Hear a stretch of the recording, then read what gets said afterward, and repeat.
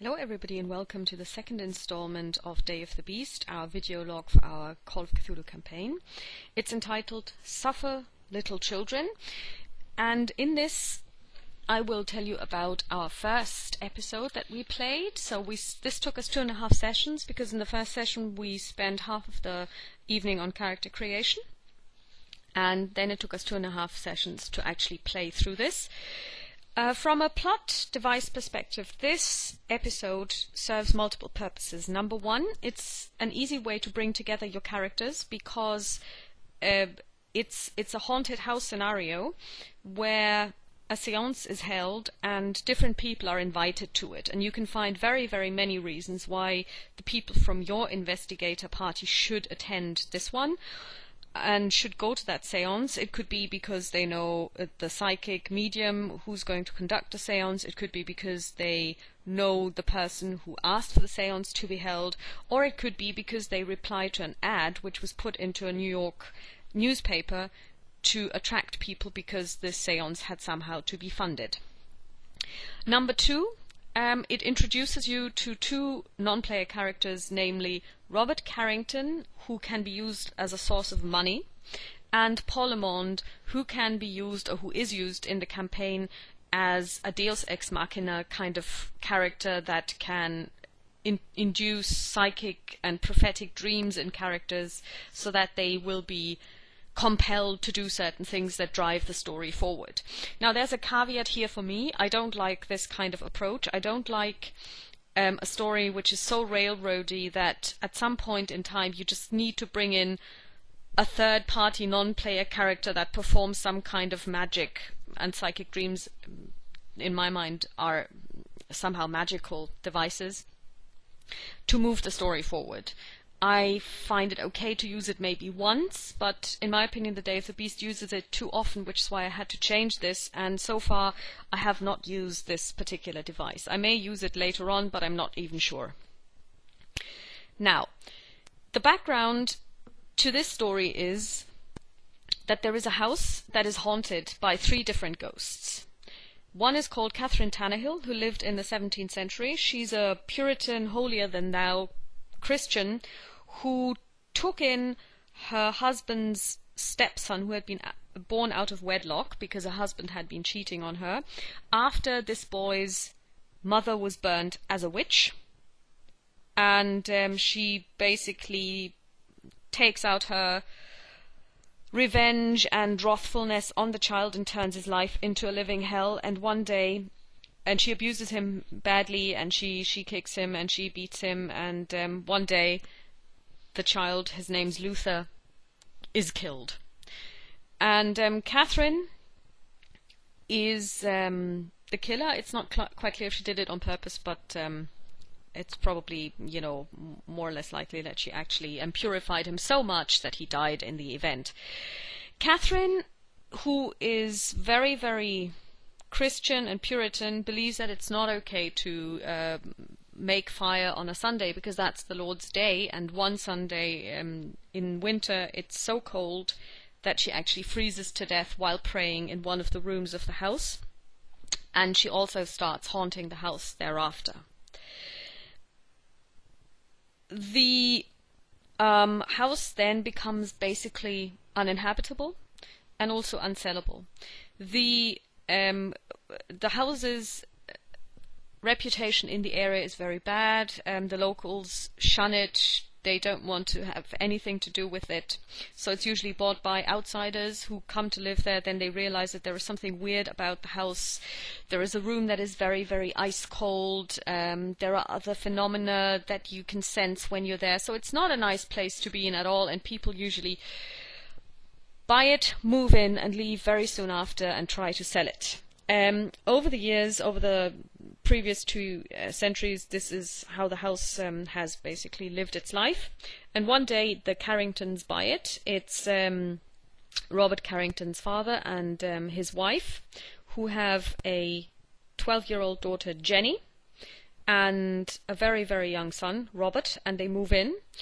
And what happens is that Jenny, being a teenager, is a bit difficult to handle. Her mother is usually alone with her and the newly born son, because the father travels on business, and she probably has something like postnatal depression or something, but she finds it very, very difficult to handle her daughter, and there's evidence that she finds it difficult to handle herself as well, so she's probably depressed. And one day, Catherine, the ghost, takes her opportunity to possess Mrs. Carrington, and convinces her that her daughter is actually the spawn of the devil, like her own stepson Luther was. And she forces Jenny's mother to start abusing her daughter. She starts beating and purifying her. And Jenny is so... of course, Jenny suffers very, very horribly at her mother's hands, and she allies with Luther's ghost, who tries to help her against Catherine. One day, Jenny's mother locks her up in a cellar, and Jenny knows no way out anymore, and she decides to take her own life. And as a result, her mother goes crazy. Now, Robert Carrington doesn't know this. He believes that his mother dies. He does know that he had an older sister. This is the plot, basically, as it's laid out. The story is now based around the fact that the investigators need to find out which of the ghosts are evil, or is evil, it might only be one, and then to exorcise that ghost. And it's a very nicely written story, but what I didn't like was the fact that Robert Carrington knows that he's got an older sister. Because to my mind, if I know that I've got an older sister who died in the house, and then I encounter a poltergeist, I will find it quite likely that this is probably my sister. So I would always expect Paul Lamond, the psychic, to summon my sister. But the way this works is that Paul Lamond can summon anyone if he has a personal object that belonged to this person. And so, to me, it wasn't clear how the investigators would keep looking for more ghosts once one of the ghosts was summoned. Why would they keep looking for it? They could find this one and then exercise this one or do all kinds of things with it. There are some clues around the house, but I thought it was kind of really not clear to me why the investigators would keep looking, or what the hook was. So I decided to do this kind of differently. I decided that Robert Carrington doesn't know that he had a sister. So when they first find stuff around the house, that, for example, they find a toy, they give it to Paul Lamond, and Paul Lamond starts summoning a ghost that is, or trying to summon a ghost that may be related to this particular object. And they discover it's Jenny. And this way, Robert Carrington discovers that he had a sister. So this makes it relevant for him. It gives a personal reason for the investigators to keep looking, to uncover the story. It's a way more interesting story if you don't know that there was a sister. But if you do know, okay, there was a sister, why doesn't he know about this? What happened to the sister? Then you can go into the cellar where you find a bloody nail. The nail keeps dripping blood. It turns out that this is where the sister killed herself. She slit her wrists. So it's all very, very interesting to unfold it like this if there is less that is actually known. Also, during the plot, they discover that Carrington's mother didn't die, but she actually was committed to an insane asylum, and so they find out that his mother actually killed her own, or helped her daughter kill herself, because she made her life a living hell as well. So the story unfolds over several days.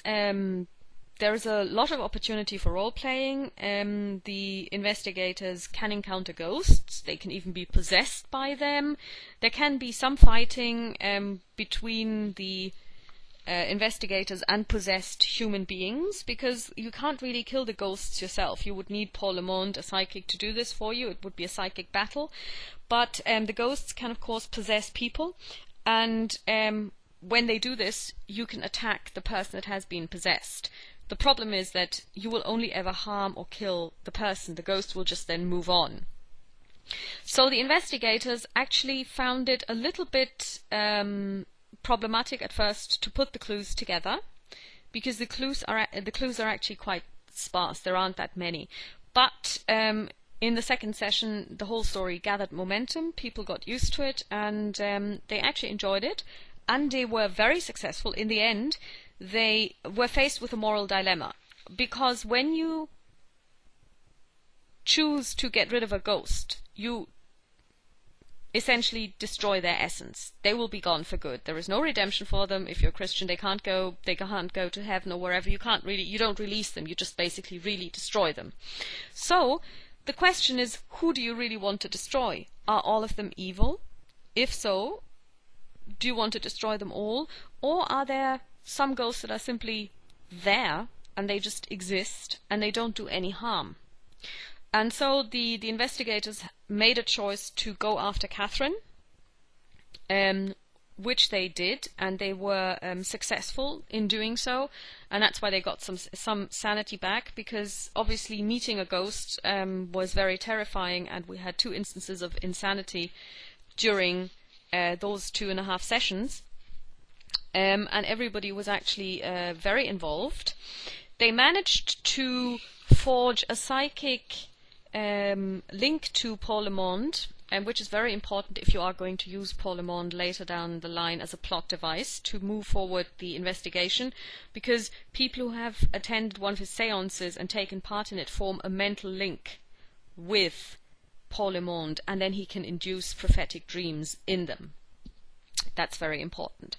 Also, there was quite a lot of role-playing going on.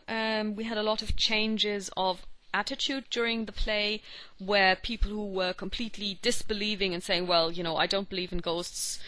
Sherman Abrams was always telling somebody it's either fungi or the plumbing or both, until we realized there was no plumbing and we couldn't find any fungi either.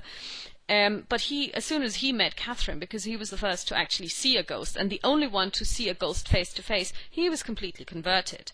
So that was a very, very interesting story. I think people had a lot of fun. It was slow to start, but we soon got a handle on it, and I think as the first sessions progressed, people got more of a handle on the characters. And they all realized, okay, there is a reason why we are together. We've now met each other, and this could be used then to put them into the next chapter, which is called Black Hills' Blackest Secrets. And it's set in a mining community, which of course should suit Sherman Abrams very well. And I'm going to tell you all about the second chapter in the next installment. Bye.